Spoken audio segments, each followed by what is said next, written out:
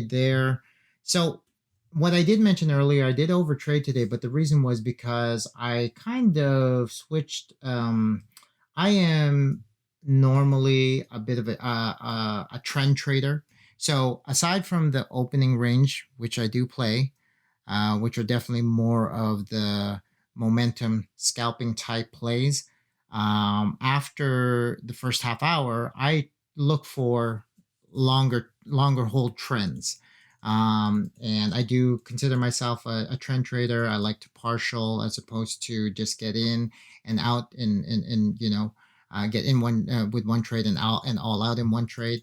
I do partial out because I try and catch larger moves.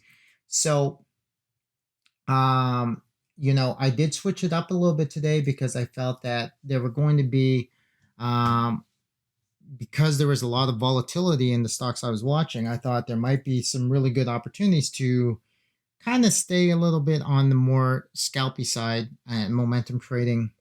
For me, and I may be wrong with this, unfortunately, that ends up for me being a situation where I might get into a trade and stop out almost right away as soon as it turns around on me, because then I can limit the losses to almost nothing as I try and catch the move, so to speak.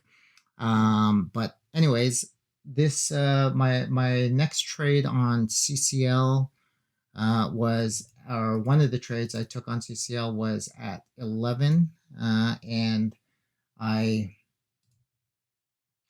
it appears as though I took the trade. I got in at 1895, so that was around. Sorry, I'm just trying to figure out exactly where it is that I got in. It was around here, anyways. Here around 11 o'clock, I got in, and then as it pushed down, I don't know why this doesn't seem to be. I caught this move anyways, and this chart that I'm looking at on my other screen doesn't seem to be entirely accurate. So it might have been a little bit later. I think I might have caught it here, but I ended up catching a 2-hour move on this trade as it came down. I got out most. I had about 20% of my position. I managed to get out here. I had 20% of my position, and it came back and stopped me out at break even here. And that stop out, little did I know, would lead to, oops, I didn't know that would lead to this shooting back up. I believe CCL went back up. Yeah, it did make a pretty significant move back up. Just move over here. So yeah, this was the trade, and then it consolidated a bit and made a move up, as you can see over here. Went all the way up to 19. Actually, I think it went even higher. Yeah, 1946. So it definitely reversed. I don't believe I caught any of that move. But the last couple trades, and I'm sorry, I'm all over the place on this, but I did just want to kind of share a couple of other trades I had were on Fubo. So Fubo, I managed to catch a short, and that was actually before that CCL trade at, according to this, it was around 10:35. So let's go back here a little bit. Here, yes. So you can see here, there was a great opportunity to go short here. I went short with an entry at 43.31. So as the break at this consolidation, which ended up being a great entry, and then I ended up partialing out because I had a very tight stop. I was able to partial out at several different points, and then I got all out just before this is previous day close. I didn't know what it was going to do at that level, and I wanted to definitely book my profit. I had gotten almost just under a full 3 hour return on that. Unfortunately, and this is something I got to work on. Um, you know, I really want to work on being able to hold these trades a little longer. And as you can see here, we didn't have much volume, and here would have been an even better place to get out down over here. As you can see, a lot of volume came in. Still definitely something I have to work on, because as you can see, even though this was nearly a 3 hour return, I missed the lion's share of that move. But it is what it is. I'm not going to complain about a green trade. So that was that. And then the last one I'll share with you is I did make a couple plays on Gevo, Gevo. Um, I managed to catch the main ones. I managed to catch two moves on Gevo, two profitable moves. They were at let me just see, where was this? These were just, again, quick scalps.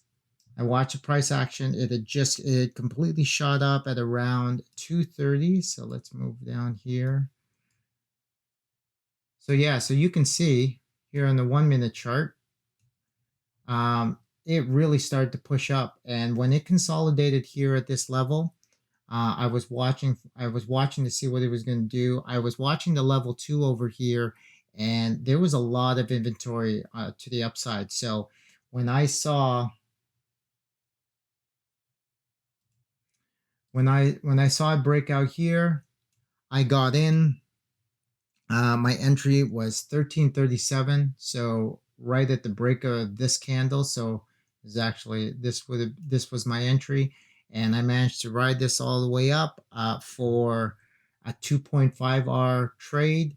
Again, so one differentiation with scalping, I would have made a lot more in this trade had I just held for when for this volume spike and this upside down hammer.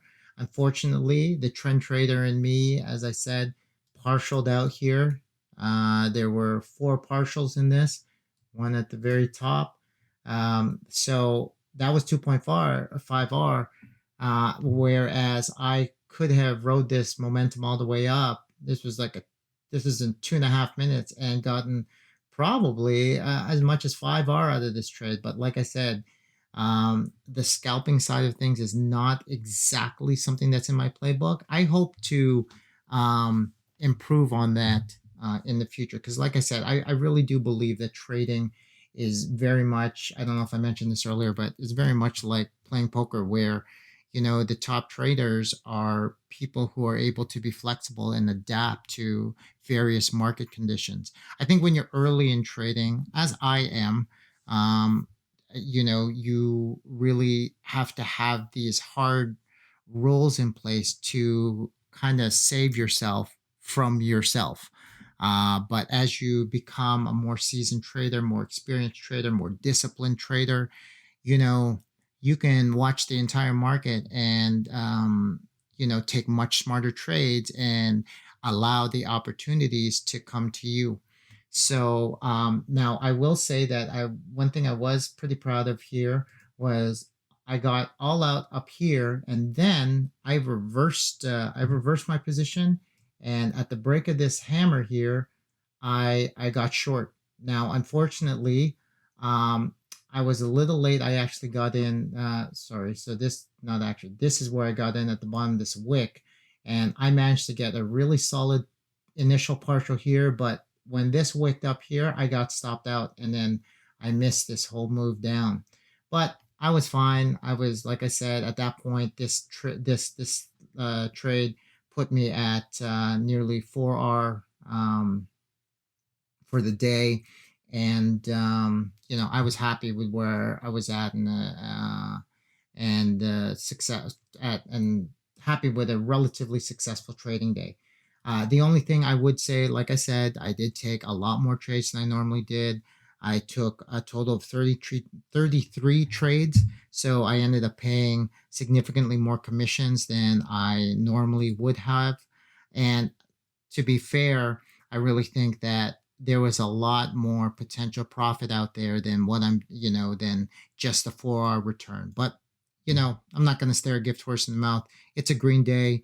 It's been a solid start to the year. I think out of the last, I was looking at my journal, and out of the last 10 trading days, I've only been red 2 days, and one of them, unfortunately, was that Hulk day. So, I have a pretty solid win rate going right now, and I hope to keep that up. So, anyways, thanks again for tuning in. If you're here with me, I really do appreciate you. As I always say, hit me up in the comments below. Love to hear from you. And as always, like, subscribe, click on the bell to be notified of all my new vids. Let's level up our trading game together. Plan your trades and trade your plan. Have an awesome weekend. I'm AJ on Day Trader Boomer Bust. Catch you on my next recap. Cheers.